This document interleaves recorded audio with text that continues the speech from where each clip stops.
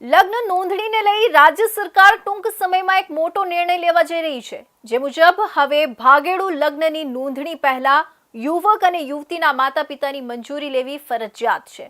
માતા-પિતાએ કરી લે છે પોતાની મરજીથી, ત્યારે એની પાછળનો જે પરિવાર છે, એનું કુટુંબ છે, ખૂબ પીડા ભોગવતું હોય છે અને એના માટે સરકારે ખૂબ મદદ કરી છે। અત્યારે સરકારે જે જાહેરાત કરી છે એ પ્રમાણે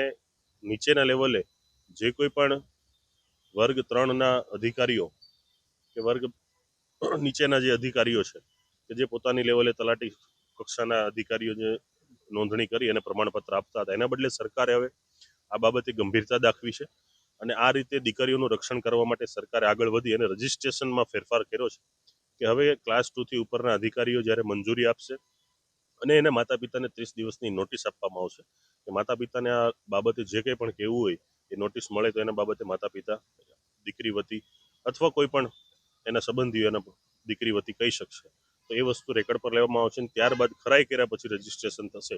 તો આ પ્રકારની વિધિ અને આ પ્રકારની પ્રક્રિયાના કારણે જે આવા કિસ્સાઓ બને છે કે જેનાથી કોઈ એક સમાજને નહીં પણ દરેક સમાજની દીકરીનો જે સળગતો પ્રશ્ન છે એ મુદ્દા અટકશે અને હજી સિસ્ટમમાં એ ઇમ્પ્લિમેન્ટ થયું નથી, એટલે જ્યારે વહીવટી રીતે જ્યારે ઇમ્પ્લિમેન્ટ થશે ત્યારે એના ફાયદા ગેરફાયદા કોઈ સુધારા કરવા જેવા છે અથવા કંઈ વધારે એમાં એડ કરવા જેવું હશે તો એમાં સરકારનું અમે ધ્યાન દોરીશું। પણ આ બંધારણ પ્રમાણે એવું કહેવામાં આવ્યું છે કે 21 વર્ષીય વ્યક્તિ પોતાનો નિર્ણય લેવા માટે સ્વતંત્ર છે, તો તેને જોતા આ કાયદામાં ક્યાંક વિસંગતતા જોવા મળતી હોય એવું લાગી રહ્યું છે। જો બંધારણ પ્રમાણે તો 18 વર્ષ એટલે તમે પુખ્ત થઈ જાઓ છો અને આપણી મેરેજની પ્રક્રિયા પ્રમાણે દીકરીના 18 વર્ષ અને દીકરાના 21 વર્ષ જરૂરી છે। બંધારણ પ્રમાણે તમને રાઇટ ટુ મેરીના એક્ટ લાભ મળેલો છે કે તમે પોતાની પસંદગીના પાત્રથી કરો છો, પણ આપણે સમાજમાં જીવીએ છીએ, સમાજનું પણ એક બંધારણ છે અને દરેક સમાજ ઈચ્છતો હોય છે કે આપણી દીકરીને સારું ઘર મળે, સારું કુટુંબ મળે, સારા વ્યક્તિ મળે અને સારા ઘરે રહી અને સુખીથી જીવન જીવે। પણ દીકરી નાદાનીમાં જ્યારે કોઈ નિર્ણય લે છે, કોઈ મેચ્યોર દીકરી છે, નિર્ણય લે છે, સમજે છે, તો આજે 21મી સદીની અંદર લોકો સ્વીકારે છે, એમાં જાતિ પાદી ધર્મ ભાદનો પણ ભ્રેંત નથી હોતો, સ્વીકારે છે લોકો, પણ ધર્મના નામે પણ પોતાના નામ છુપાવીને જે એજાજ હોય છે એ અંકિત બની જતો હોય છે। પછી જ્ઞાતિની જ્યારે વાત આવે છે તો જ્ઞાતિની અંદરના પ્રશ્નોમાં જ્ઞાતિવાદ હોતો નથી।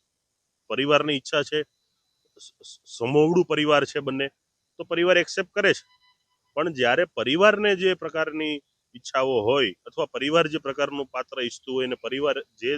દીકરીને રંગે ચંગે પૌણાવીને પોતે મહેનત કરી હોય છે તો સ્વાભાવિક છે કે દરેક પિતાનું એક સપનું હોય છે।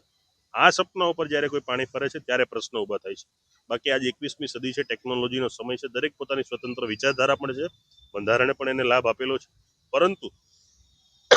સરકાર અને સમાજની પણ એક જવાબદારી હોય છે, એ જવાબદારી દરેકે નિભાવવી જોઈએ।